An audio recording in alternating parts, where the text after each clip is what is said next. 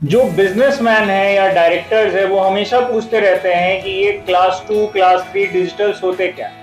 Generally ये digital signature वो signatures होते हैं जिनके थ्रू आप ई फाइलिंग पोर्टल्स जैसे इनकम टैक्स, जीएसटी और सेंट्रल और स्टेट गवर्नमेंट के वेबसाइट पर साइन करने का काम कर सकते हैं इलेक्ट्रॉनिकली।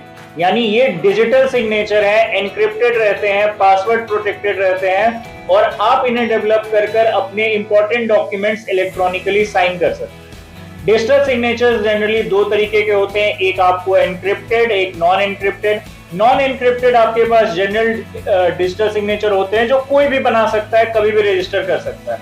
वेयर एज जो आपके पास एनक्रिप्टेड डिजिटल सिग्नेचर होते हैं वो बिजनेस के डॉक्यूमेंट्स के प्रूफ के साथ ही रजिस्टर होता है। फॉर एग्जांपल, अगर मैं एक्स लिमिटेड में डायरेक्टर हूं तो मुझे ये प्रूफ करना पड़ेगा कि मैं एक्स लिमिटेड में डायरेक्टर हूं और उस बेसिस पर मेरा एनक्रिप्टेड डिजिटल सिग्नेचर बनेगा।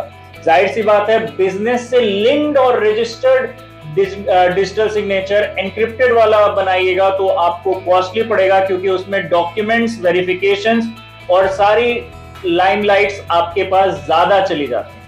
अब इसके अलावा हम लोग आते हैं कि सर नॉर्मल डिजिटल सिग्नेचर से क्या क्या काम कर सकते हैं। नॉर्मल डिजिटल सिग्नेचर से आप अपने पास किसी भी ई फाइलिंग पोर्टल से, जैसे company incorporation, ITR filing, GST filing, इस तरीके के सारे काम को आप कर सकते हो। एनक्रिप्टेड डिजिटल सिग्नेचर की जरूरत आपको तब पड़ती है जब आप किसी टेंडर फाइलिंग या बड़े बिजनेस रजिस्ट्रेशन या बैंक पेमेंट्स में इन्वॉल्व हो रहे हो।